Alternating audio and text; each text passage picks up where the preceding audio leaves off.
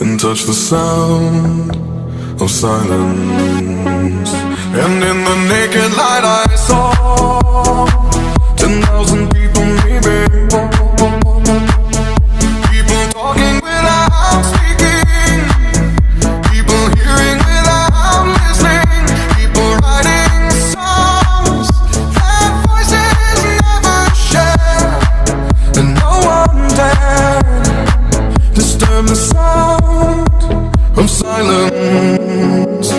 Fool said, you do not know. Silence like a cancer grows.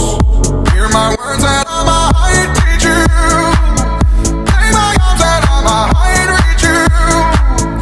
But my words, like silent raindrops, fell